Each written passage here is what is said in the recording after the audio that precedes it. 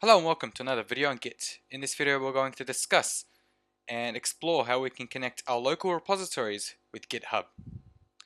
Now first things first, we are going to go ahead and create our local repository using Git init. We're going to create a small file with one line. This is some code. Save this file, add it to staging, and finally commit our change. First line and file. Okay, now that our local repository has been created, let's explore what that looks like. So in our drawing, we just have a local repository created so far. Okay, now we're going to go ahead and create our remote repository, which we discussed in our previous video, using GitHub. So this is my GitHub account that I've logged in. If you haven't done so already, go ahead and create one. And what we're going to do is click this button over here, or this plus button over here, and make a new repository. So click new repository, and this will get us over here. So we have a few options. We've got our repository name. I'm just going to name it example project. Obviously here you'd put in the name of your project or company, for example, or company project that you're working on, a small description, and then we have two options for public or private. I'm going to choose public. These are self-explanatory. This one can be seen by anyone, and this is private just for you to see and who you want to see as well. So I'm going to leave a public. We're not going to click this and none of these as well. So now let's create our repository. So this has created a repository on my GitHub account, or in other words, on GitHub's machine somewhere in the world. And now what we're going to do is push my project, get my project that's locally on my machine, and I'm going to put it on the GitHub computer, the service. So what we've done so far is created the repository over here. And this one is called example project. Okay, so in order for us to get our local repository onto our remote repository, we need to create a connection. And to do that, we use the command git remote. So git remote allows us to establish connections between different repositories as well as delete them. So let's go ahead and do a git remote add. And now we're going to add a name of a connection. So we can give it a name. A very conventional name is to use origin. And now we need sort of the location of where we're connecting to. And to get that, we go over here, click on HTTPS. I'll explain the difference later on. Copy and paste this URL. Paste it in like that and press enter. So now we've added a connection called origin to this address, HTTPS and all the entire address. So to illustrate that, we have a line from local to remote using HTTPS called origin. Okay, now it is time to actually move our code towards the remote repository. And to do that, we use a command called Git Push. So we do a Git Push and we put in the name of the remote repository or the remote connection. In this case, we called it origin. And as well as the branch name we want to push towards. In this case, we want to push to master. So when we do this for the first time, Git will ask us for our username. So you put in the username of your GitHub account that you've made, as well as the password you put in. Now notice the password does not echo, so you won't be able to see it. Once you've put in the correct username and password, we wait a bit and we are done. So we've just pushed our stuff towards GitHub. So if we go back now to our project and refresh this same page, we can see that we have our files over here, the one file in this case, and this is some code. So now we've established the connection between local and remote. A few things I want to add to this is now let's go ahead and change our file a bit and save. Let's do add, and let's say second commit. We've done our commit. Now remember, this commit does not send anything to our remote repository. So if I refresh this, nothing will happen. And as you can see, the second line does not show up here. So if we actually want our code to move over, we need to do a git push. So git push origin master. Okay, so now notice how Git did not ask us for a password this time. So it didn't ask us for a username and password. On your machines, especially if you're using Linux or maybe even Windows, this won't happen. Your password or username will actually be requested for again. The reason this won't happen, at least on my Mac, is because my Mac will save the password using a keychain, or using this program called Keychain Access over here. So this is modified today at 11.17. So if I was to delete this, of course, every time I went to go and push, I'd be asking my password again. And if you're not using a Mac, this might get very annoying because you'd have to put in your password and username every time you want to push. So a very convenient way and a very common way of getting around this is, instead of using HTTPS, which is what we're using at the moment, if we have a look back at our Git Remote Connections, so -3 tells you all the connections so far.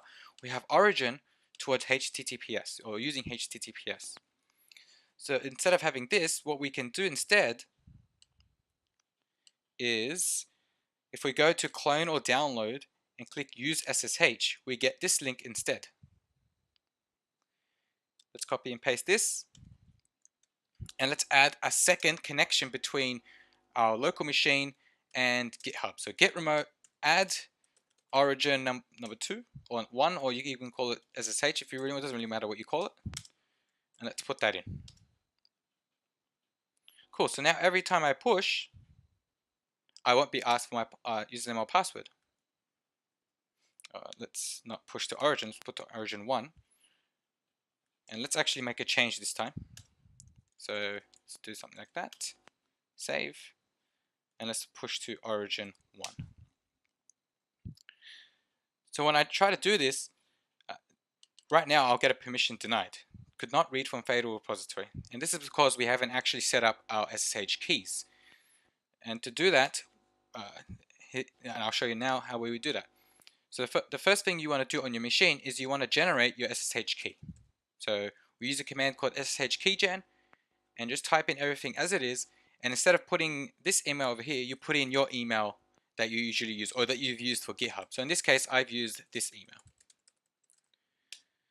Follow the prompts and enter the file you wish to save in. Now I've already have a keygen or RSA key, so I'm not going to overwrite mine.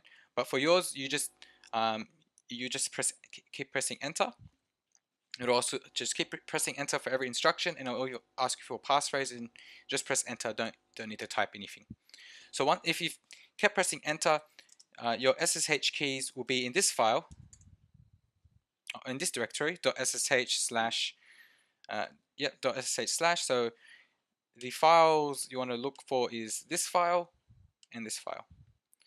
So idrsa.pub is your public key, and idrsa is your private key. What you want to do is cat your public key, so .pub. You want to copy and paste this, or copy it first. And what we're going to do is we're going to add it to our GitHub account. So we go to these settings. You go to settings up here, SSH and GPG keys. And as you can see, I've already used a few SSH keys, and I'll show you why they're useful in a second. Make a new SSH key, title it whatever you want. So I'm coming from my Mac home. Paste it in here and click add SSH key. So make sure you've copied and pasted it exactly how it is, everything I've highlighted over here. And now we've got our SSH key on our account. So now I can use, so now if I do a git push onto origin 1 master, it won't give me the access denied from before. So let's do a commit first, and then do a git push origin 1, and it works perfectly fine. And wait for it to, there we go. So let's refresh what we've done so far. So we have two main links, fetch and push. Don't worry about that for now. These act as one link from origin, one named origin, another one called origin 1. This is using HTTPS, and this is using SSH. The SSH is using the private and public key to do authentication. I'd suggest looking into exactly how SSH works, so you gain a better understanding into what just happened right now and why we don't need to put in our username or password. Okay, so that's to upgrade our diagram. So now we have a HTTPS link called origin, and we have another link, in this case called origin 1, that uses SSH. And if we go back to our project, so we can just click home, and let's go to example project, and there we go. There's our second commit. If we click on our files, all the lines here appear. GitHub is pretty cool as well because we can view the log commits, everything that's happened from the usernames that have been put in, especially, and as well as all the branches that exist so far. You can also create issues within the project and also have a wiki within here. And you can also add contributors to your project. One more thing I might want to add is to make sure that your username shows up properly over here. Is you'd want to set up your configs. So if you click git config user.email, right now mine comes up with my email.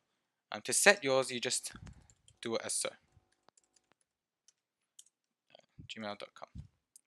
So this will set your user email and will also set the correct user to who made the commit. Finally, all I've said today does not just apply to GitHub. You can apply the same principles to another service such as Bitbucket. In this case, we have created the repository on Bitbucket, and here is the SSH link to the Bitbucket account.